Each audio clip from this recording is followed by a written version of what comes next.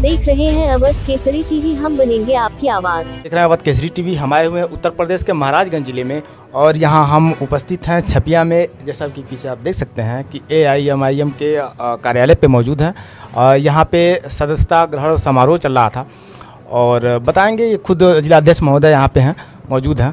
कुछ जानेंगे इनसे कि सर क्या प्रोग्राम चल रहा है। आज शशिकांत सिंह जी जो पेशे से वकील हैं और गोरखपुर में प्रैक्टिस करते हैं, बैरिस्टर असदुद्दीन ओवैसी साहब की नीतियों से प्रभावित होकर के आज मजलिस इत्तेहादुल मुस्लिमीन से अपने सैकड़ों साथियों के साथ मजलिस इत्तेहादुल मुस्लिमीन की सदस्यता ग्रहण कर रहे हैं।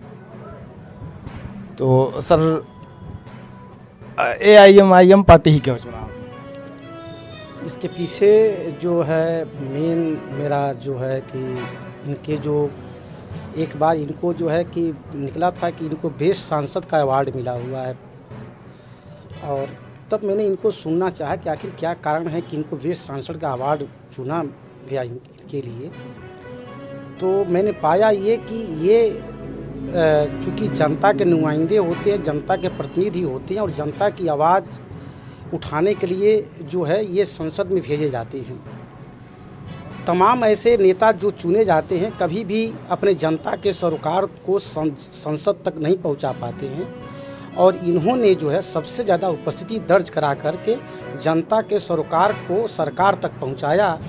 ये हमें लगा कि यह व्यक्ति वास्तव में जो है कि यही जो जनता के प्रतिनिधि का जो कर्तव्य होना चाहिए उस कर्तव्य का सही रूप में जो पालन करने वाला व्यक्ति है वो यही है और यही जो है हमारा आदर्श हो सकता है नेता के रूप में। ये सबसे बड़ा कारण रहा। दूसरा एक कारण ये रहा कि ये एक वर्ग का जो नेतृत्व करते हैं जिसको अल्पसंख्यक वर्ग कहा जाता है और हमारे देश और संविधान का एक अवधारणा रहा है गंगा जमुनी तहजीब, भाईचारे के साथ रहना, गुलदस्ते के साथ रहना। तो हमारा एक ये भी था कि क्यों ना हम जो इनके बारे में जो डिस्कोर्स चलाया जा रहा है उस मिथक को मैं तोड़ूं, मैं हिंदू होने के साथ मैं इनके साथ खड़ा रहूं और ये बताऊं कि ये वास्तविक नुमाइंदे हैं जनता के जो हर वर्ग की पैरोकारी के तो करते ही हैं और जिस मुद्दों पर चुनाव जीत कर आते हैं, जिस जनता की आवाज़ को जो है कि वहाँ दबा दिया जाता है, उस जनता की आवाज़ के उसके सरोकार को संसद और सरकार तक पहुँचाते हैं। इससे बेहतर जो है हमारे लिए कोई और पार्टी जो है मुफीद नहीं थी, जो है कि जो हम अपने विचारों को जो है सही तरीके से जो है व्यक्त कर सकें और एक गुलदस्ते के रूप में जो देश का भाईचारा है उसको जो है कि सिंबॉलिक तौर पर ही सही हम इसके साथ जुड़ करके यह लोग जनता में संदेश देना चाहते हैं कि नहीं, ऐसा नहीं है कि एक वर्ग विशेष की ये पॉलिटिक्स करते हैं। उसके साथ मैं भी जुड़ा हुआ हूँ क्योंकि हमारा संवैधानिक स्ट्रक्चर ही है एक जो बताता है कि हमको एक गुलदस्ते के रूप में संजो कर रखना है देश को।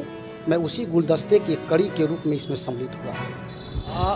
परंपरा रही है हिंदुस्तान की वसुधैव कुटुंबकम को लेकर चलने की, लेकिन पिछले कुछ दौर पे या खास करके कहिए कि जब जब इलेक्शन आता है, नज़दीक आता है, तो जैसे 3-4 दिन पहले सबने देखा होगा कि हरिद्वार से जो है धर्म संसद हुआ, कुछ लोगों ने किया और वहाँ से एक वर्ग विशेष के प्रति नफरत फैलाई गई और एक तरह से नरसंहार करने के लिए जो है उद्वेलित किया गया। इस पर एक बड़ा वर्ग जो है चुप था।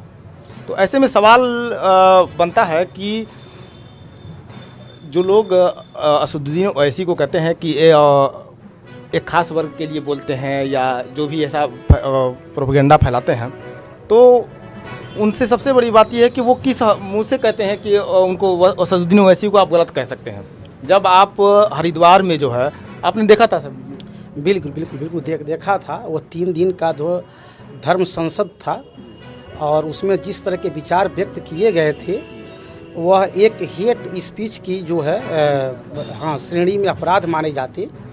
लेकिन चूँकि अब जो सत्ता जो इस समय काबिज है उसके वैचारिक जो एजेंडा है उसके अनुरूप वो था, इसलिए उन पर कोई कार्रवाई नहीं हुई। अगर यही जो है इसी तरह की स्पीच किसी अन्य लोगों के द्वारा दिए जाते तो निश्चित रूप से सत्ता सक्रिय होता, उनके विरुद्ध कार्रवाई भी होती। कार्रवाई अब तक यूएपीए लग गया होता और पता नहीं क्या क्या सब हो गया होता।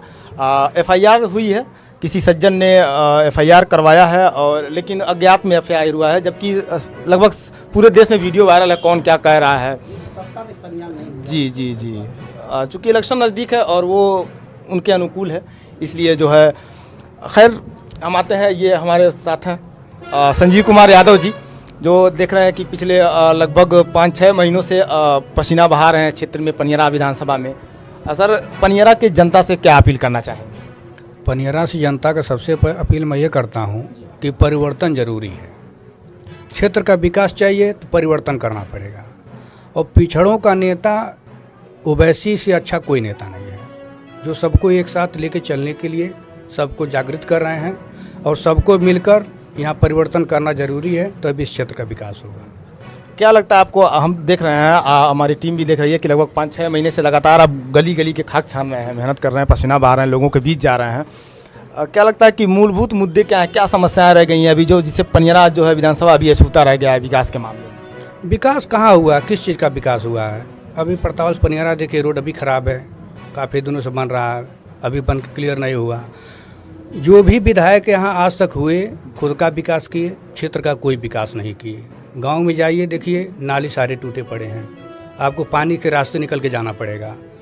बहुत से कमियां हैं। विद्यालय में जाइए तो शिक्षक बैठ के कुर्सी पर बैठते हैं, स्कूल में बच्चे आके